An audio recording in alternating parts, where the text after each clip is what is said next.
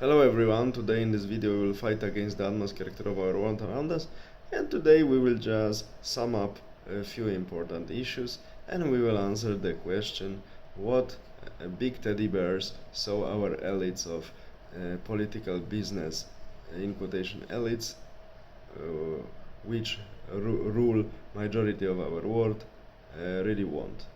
These members of economical and political elite, because no longer cultural elite, they are too stupid for this. They want, of course, profits, easy life, and security. Security they want to achieve by complete control of masses, control of numbers, control of behaviors, and control even, if possible, of our thoughts. For these purposes, especially for the control of our thoughts, they use different types of propaganda. Currently, during the madhouse with not so famous anymore, small Chinese friend, they were using aggressive propaganda of the moment. It was like a short message was sent with many images to people suggesting something, that something is dangerous, something is coming, and this is the only way to prevent it, to turn off our thinking, our cognitive abilities, and our abilities to connect the facts we know from the future, from our experience or from our education, with the reality. And without connecting these dots, many people were completely vulnerable and they succumbed to this emotional blackmail induced by this short but intensive aggressive propaganda impulse. This is how it works. And of course, our elites, as I said, want to control us, so they also want to control our wallets. Because, as one of my favorite British Prime Minister, Margaret Thatcher, said, that your freedom can be measured with the by the opulency of your wallet. If your wallet is has more money, or if you possess more, then you have more freedom. If you possess less, then you have less freedom. And I also observe very, I would say, very dangerous trend. It makes me really worried that young people nowadays, like teenagers, they before starting adult life, many of them go already into debts because they use some um, internet applications that are supposed to help them in arranging their spendings. Of course, this help looks alike that they are always on debts and they think that this is normal state of reality. But we should know from ancient history that debts equals slavery.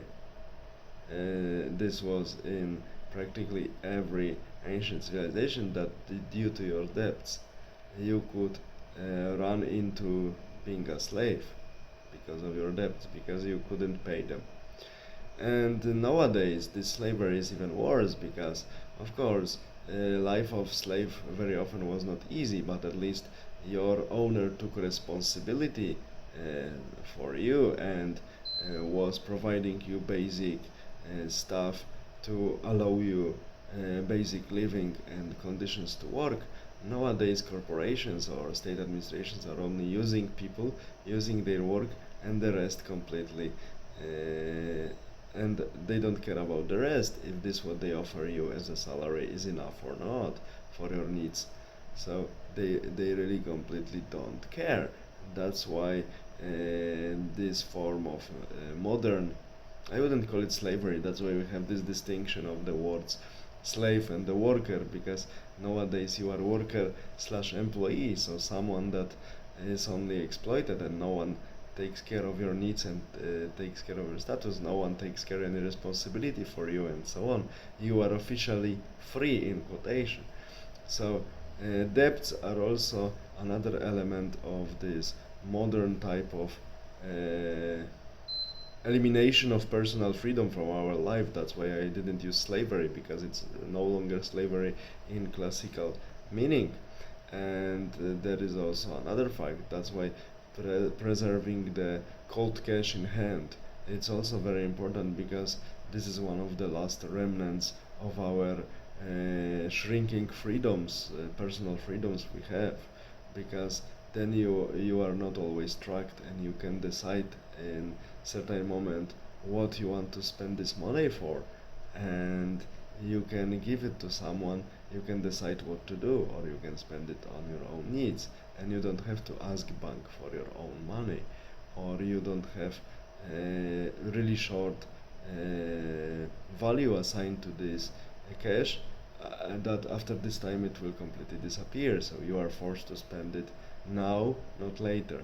So we see that cold cash in hands, in contrast to this, what many propagandists are telling to us, is the one of the last remnants of our personal freedoms.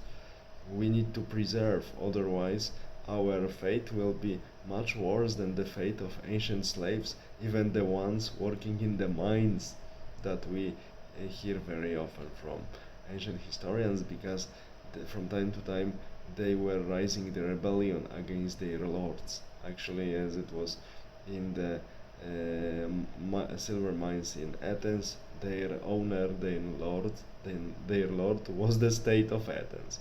But okay, and we need to know that our teddy bears want to keep us stupid, scared, and also limit our numbers, because they also know that they think that the smaller number of people will be easier to be controlled.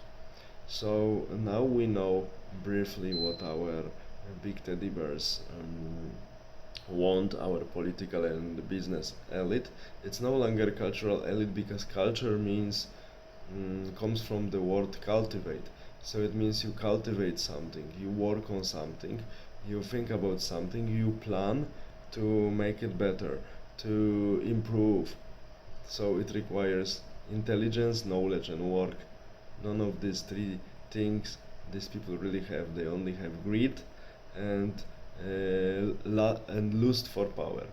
And the funny thing, of course, the tragic for us, is that nowadays elite, this business political elite, are of course mainly managers of big corporations that have short term on their post, and their only goal is to increase the profits of the corporations and nothing else. So they do it at any cost, and they do not look at the damages it can cause. This is also a classical case why this world goes down so quickly, because owners of the companies are no longer interested in running them.